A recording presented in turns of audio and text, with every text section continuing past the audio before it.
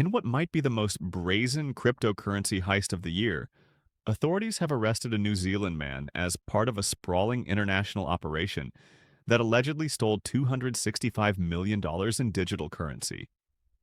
But this isn't just another crypto scam story. It's a tale of how online gamers reportedly evolved into one of the most sophisticated criminal enterprises in the digital asset space, targeting 7 victims and living like royalty on stolen funds. What would you do with $265 million? Because what these suspects allegedly did might shock you. Earlier this week, New Zealand police arrested a Wellington resident in Auckland as part of an FBI-led investigation into cryptocurrency fraud. The arrest marks the latest development in a case that spans multiple countries and involves 13 individuals tied to what authorities describe as a highly organized criminal operation. The Wellington man appeared in Auckland District Court on May 16th, where he received interim name suppression and was granted bail until his next court appearance on July 3rd. He faces serious charges under U.S. federal law, including racketeering conspiracy, wire fraud conspiracy, and conspiracy to commit money laundering. This arrest didn't happen in isolation. Over a 3-day period, authorities executed search warrants across Auckland and Wellington in New Zealand, as well as throughout California, indicating the international scope of this operation. According to investigators, between March and August 2024, this criminal group fraudulently manipulated 7 victims to obtain cryptocurrency valued at 265 million US dollars. That's about 450 million New Zealand dollars. But how exactly did they pull off such an enormous heist? The operation reportedly employed several sophisticated tactics to execute their scheme. These included social engineering scams where criminals posed as legitimate entities to trick victims, database intrusions to steal cryptocurrency wallet information, and even physical theft of hardware wallets containing digital assets. What makes this case particularly interesting is how the criminal enterprise allegedly formed. Court documents suggest the network evolved from connections made through online gaming platforms around October 2023.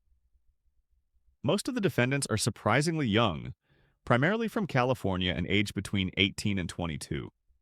This case appears connected to earlier investigations, particularly one involving Malone Lam, a 20-year-old Singaporean who was arrested in September 2024.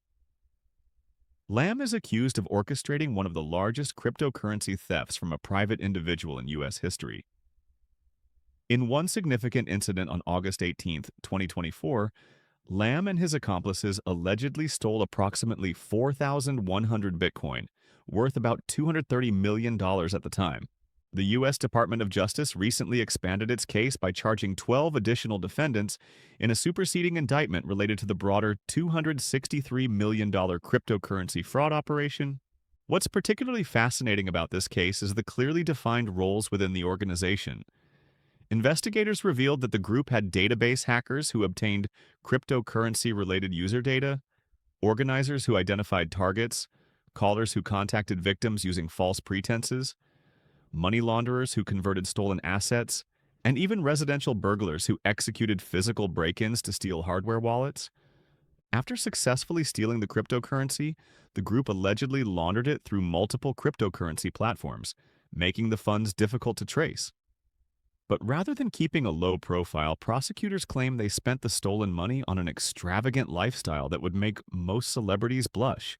Court documents outline how the fraudulently obtained funds were used to purchase approximately $9 million worth of exotic cars, with some individual vehicles costing as much as $3.8 million. The spending didn't stop there. They reportedly dropped hundreds of thousands of dollars on luxury handbags, watches, and designer clothing. Perhaps most brazenly, the group allegedly spent up to $500,000 per night at nightclubs in Los Angeles and Miami, hired private security guards, and rented luxury properties in Los Angeles, the Hamptons, and Miami. They also chartered private jets and created shell companies to conceal ownership of their assets.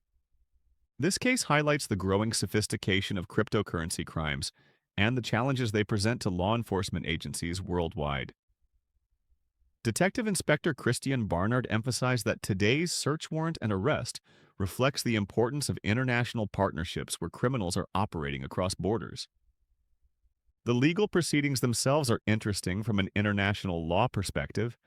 The New Zealand defendant faces charges under U.S. federal laws despite being arrested in his home country, demonstrating how cryptocurrency crimes often transcend national boundaries and require international legal cooperation. These arrests come at a time when cryptocurrency thefts are surging globally. According to data from blockchain security firm PeckShield, digital asset thefts skyrocketed in April 2025, with nearly $360 million stolen across 18 separate hacking incidents. This represents a staggering 990% jump from March, when reported losses stood at just $33 million. A significant portion of April's losses came from a single incident identified by blockchain analyst Zach XBT. A suspicious $330 million Bitcoin transaction, later confirmed as a social engineering attack, targeting an elderly U.S. resident. This resulted in one of the largest individual crypto thefts to date. The arrest of the Wellington man and his alleged accomplices represents a significant development in global efforts to combat cryptocurrency fraud. As digital asset crimes become increasingly sophisticated and international in scope, law enforcement agencies must continue to strengthen cross-border cooperation and adapt their investigative techniques. What's particularly concerning about this case is how it demonstrates the evolution of cryptocurrency crime beyond simple online scams. The operation allegedly involved comprehensive planning that included digital surveillance and physical break-ins, highlighting how the lines between cybercrime and traditional criminal activities are increasingly blurring. The ongoing investigation and upcoming court proceedings will likely reveal more details about this complex criminal operation and potentially lead to additional arrests as authorities continue to unravel the full extent of the scheme. The Wellington man is scheduled to reappear in court on July 3rd, while Malone Lamb's trial is set for October 6, 2025, in the United States. This case serves as a stark reminder of the risks present in the cryptocurrency space. While blockchain technology offers tremendous benefits, the relative anonymity and irreversibility of transactions make it an attractive target for sophisticated criminal operations. For cryptocurrency users, this underscores the importance of maintaining robust security practices, including using hardware wallets stored securely, enabling multi-factor authentication, and being extremely cautious about unsolicited contact regarding your digital assets. What do you think about this case?